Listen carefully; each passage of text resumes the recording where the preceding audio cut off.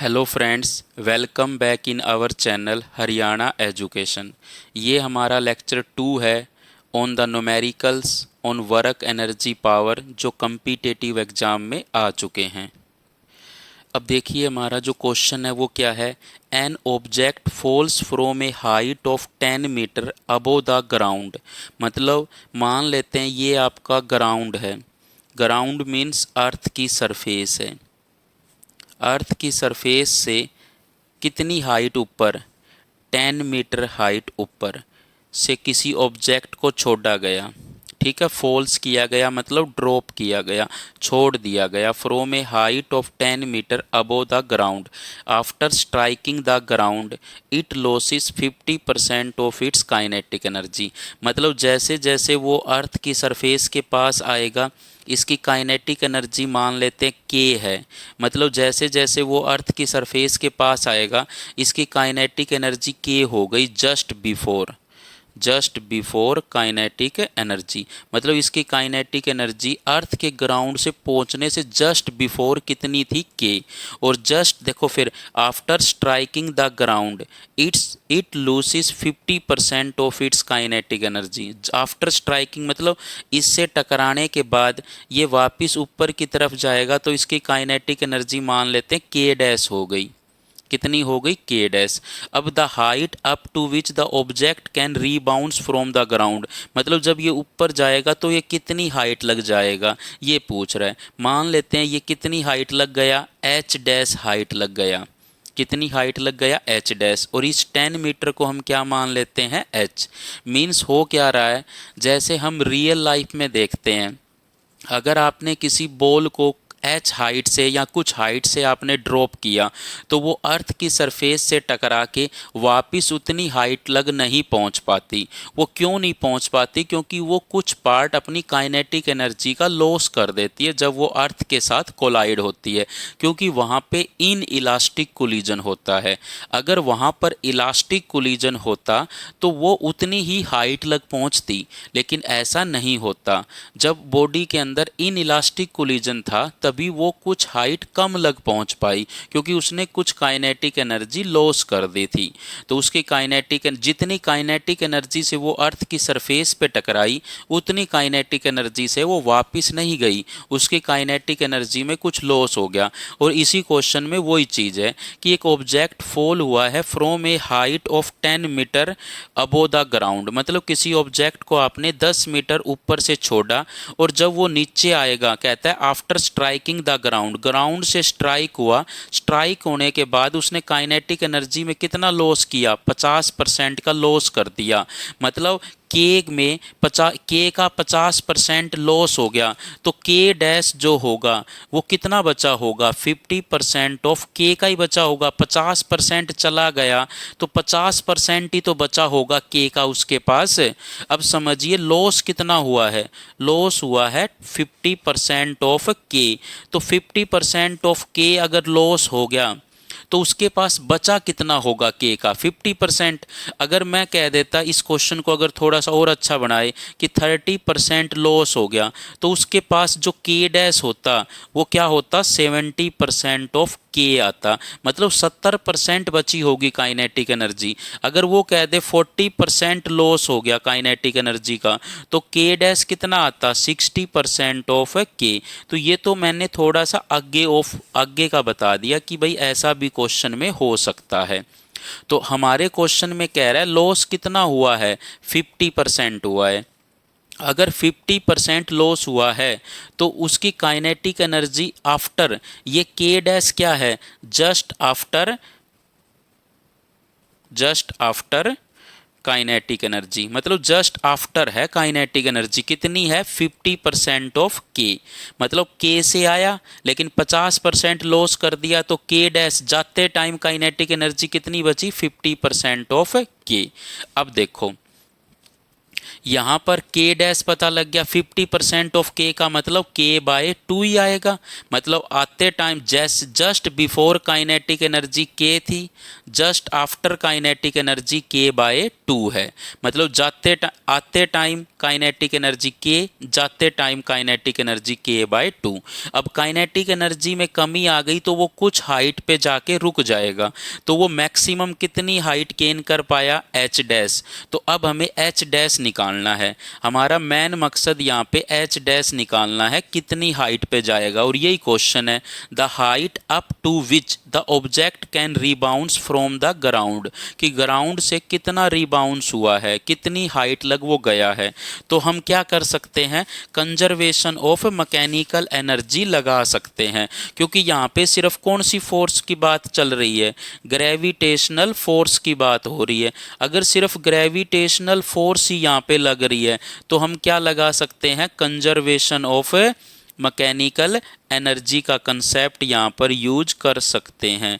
तो अगर हम कंजर्वेशन ऑफ मैकेनिकल एनर्जी का कंसेप्ट यूज करते हैं तो हम ये भी कह सकते हैं कि यहाँ पर जितनी भी पोटेंशियल एनर्जी होगी वो अर्थ की सरफेस पे आते आते सारी किस में कन्वर्ट हो जाएगी, काइनेटिक एनर्जी में।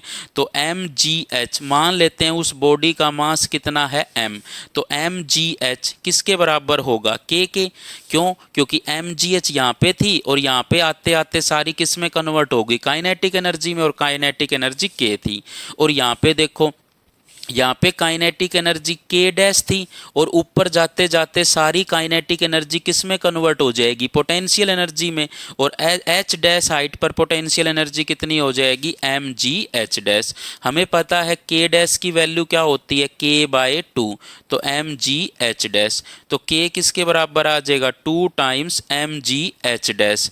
तो यहाँ पर ये देखो k और k दोनों सेम है, तो ये mgh किसके बराबर आएगा, 2 टाइम्स mgh डैश। m से m कैंसिल, g से g कैंसिल, तो h इक्वल टू क्या आ जाएगा, 2 टाइम्स h डैश। तो h डैश क्या आ जाएगा, h/2।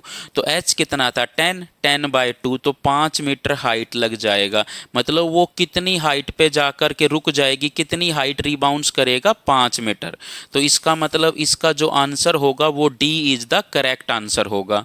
अगर कोई बच्चा B आंसर करके आता है तो वो बिल्कुल गलत है। अगर आप क्वेश्चन को सोल्व भी ना करो तो भी आप बी ऑप्शन नहीं टिक करोगे। क्यों, क्योंकि उसने काइनेटिक एनर्जी में लॉस करा है। अगर वो लॉस ना करता तो वो 10 मीटर आंसर आता, लेकिन यहाँ पे लॉस किया गया है तो उसकी जो हाइट है वो कम हो जाएगी। तो ये था आपका ये क्वेश्चन। अब देखिए नेक्स्ट क्वेश्चन क्या है, an object moving along horizontal x direction. मतलब एक ऑब्जेक्ट जो है मूव कर रहा है एक्स डायरेक्शन में with the kinetic energy 10 joule. मतलब उसके पास इनिशियल काइनेटिक एनर्जी कितनी थी, 10 जूल। मतलब वो 10 जूल एनर्जी लेते हुए आया, इनिशियल काइनेटिक एनर्जी 10 जूल थी। इज डिस्प्लेस्ड 3 आई कैप, और ये मीटर क्या है, उसकी यूनिट है। मतलब उसके अंदर डिस्प्लेस्ड कितना हो गया, एक्स एक्सिस में 3 आई कैप का मतलब एक्स एक्सिस में, तो ये एक्स एक्सिस में डिस्प्लेस्ड हो गया। तो ये कह रहा है बाय द फोर्स, उसके ऊपर देखो ये दे रखा है आपको डिस्प्लेसमेंट, कि एक ऑब्जेक्ट मूव कर रहा था हॉरिजेंटल डायरेक्शन में with the kinetic energy 10 joule के साथ आया और वो डिस्प्लेस्ड हो गया। कितने डिस्प्लेसमेंट से, 3 आई कैप। तो आपको x वेक्टर कितना दे रखा है, 3 आई कैप इन मीटर में, और फोर्स कितनी थी, -2 आई कैप प्लस 3 जे कैप न्यूटन। ये आपको फोर्स गिवन है कि आपको इतना डिस्प्लेसमेंट हुआ, इतनी फोर्स लगी, और ये इनिशियल काइनेटिक एनर्जी है। तो काइनेटिक एनर्जी ऑब्जेक्ट की बतानी है at the end of the displacement x। मतलब ये x डिस्प्लेसमेंट करने के बाद k2 या फिर फाइनल काइनेटिक एनर्जी कितनी हो जाएगी, ये पूछ रहा है। मीन्स ये नीट 2024 में आया हुआ क्वेश्चन है।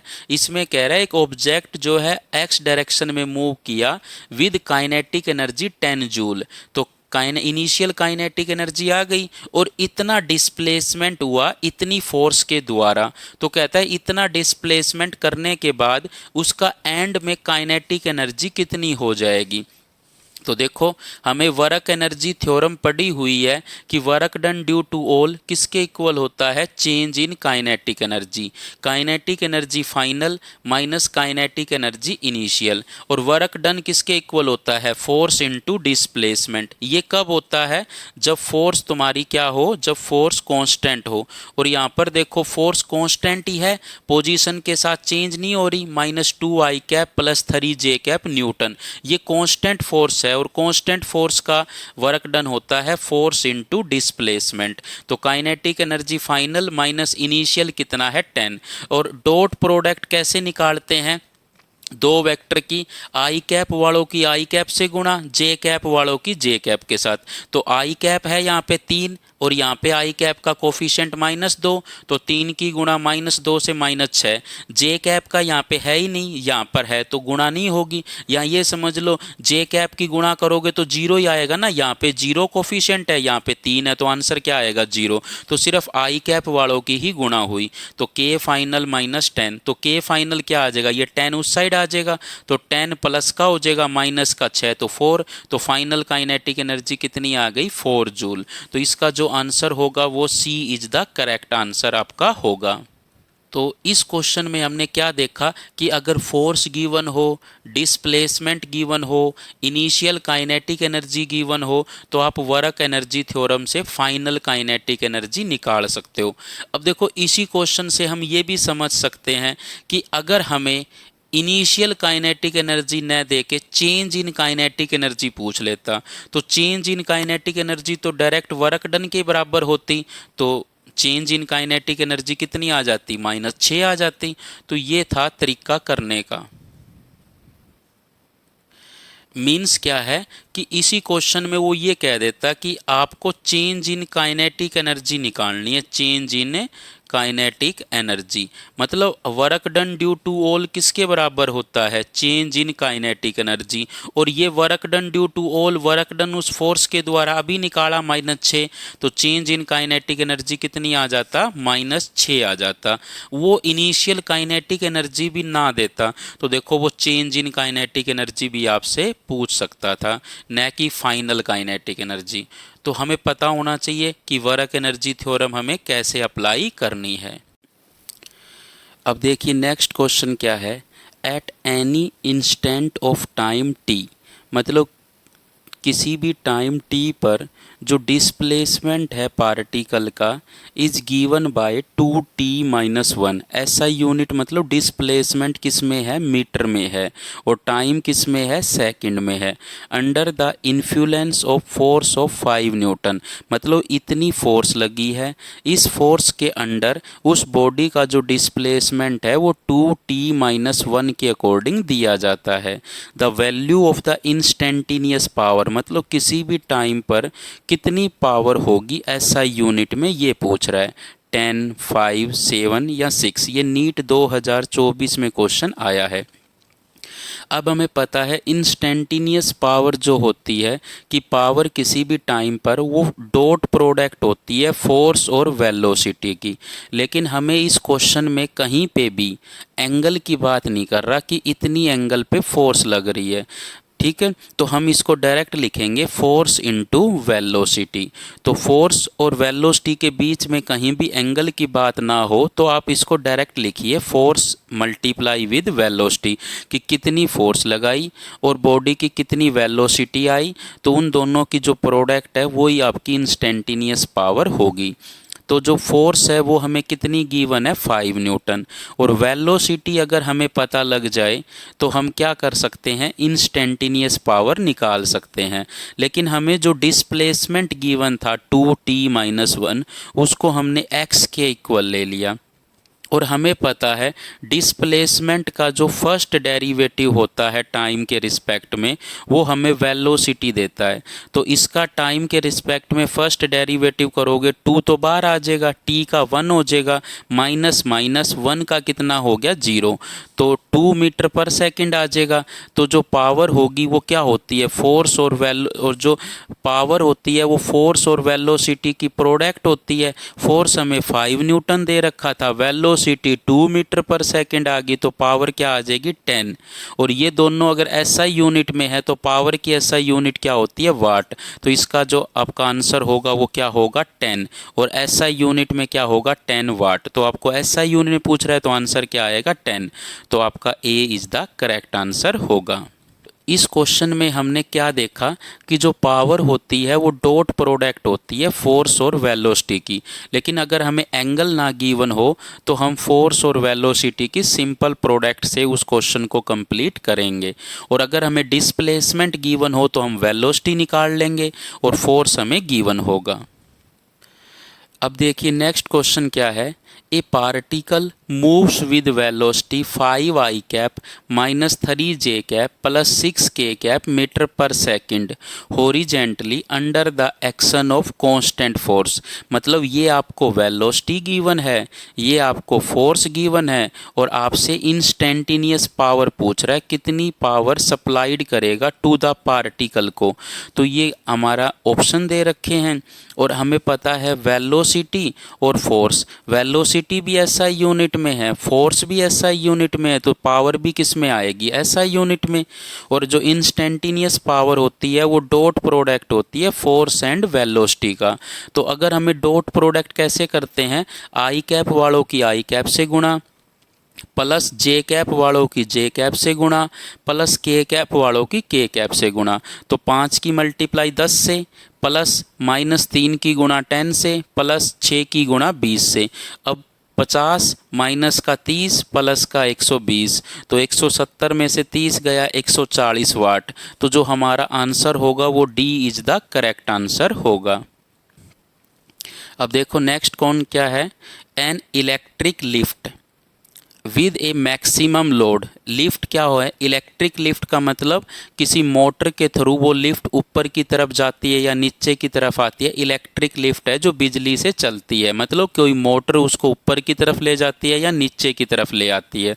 With a maximum load of 2000 kilogram lift और पैसेंजर्स, मतलब उसका जो मैक्सिमम लोड है वो 2000 किलोग्राम है, जो लिफ्ट और पैसेंजर दोनों को मिला के है। Is moving up with a constant speed of 1.5 meter per second, मतलब वो ऊपर की तरफ मूव कर रही है 1.5 मीटर पर सेकंड से। तो अगर वो ऊपर की तरफ मूव कर रही है तो एक तो उसके ऊपर ग्रेविटेशनल फोर्स लगेगी नीचे, और एक कह रहा है फ्रिक्शनल फोर्स भी उसके अपोजिंग कर रही है मोशन को।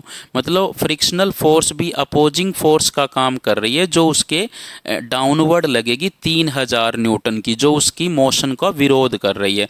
तो मिनिमम पावर कितनी डिलीवर्ड करेगा by the motor to the lift, मतलब वो जो मोटर उसको ऊपर की तरफ लेके जा रही है वो मिनिमम कितनी पावर डिलीवर करेगी ताकि वो लिफ्ट ऊपर की तरफ मूव कर सके, कितनी स्पीड से 1.5 मीटर पर सेकंड से। और इस क्वेश्चन में आपको जी की वैल्यू कितनी लेनी है 10 मीटर पर सेकंड स्क्वायर। अब देखिए इसका डायग्राम क्या है। ये अगर कोई लिफ्ट है और इसके अंदर कुछ पैसेंजर्स है, टोटल मास 2000 किलोग्राम है, जो कैपिटल एम ले लिया हमने।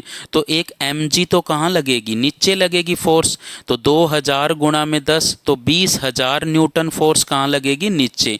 ये ड्यू टू ग्रेविटेशन लगी है, ड्यू टू ग्रेविटी, ग्रेविटी की वजह से लगी है। और ये ड्यू टू अपोजिंग फोर्स है, फ्रिक्शनल फोर्स है, अपोज करने वाली फोर्स है। तो टोटल फोर्स नीचे कितनी लग रही है 20000 और 20000 और 3000, तो 23000 न्यूटन फोर्स नीचे लग रही है। तो मिनिमम आपको इतनी फोर्स उस मोटर को ऊपर लगानी पड़ेगी ताकि वो यूनिफॉर्म स्पीड से क्या कर सके, मूव कर सके।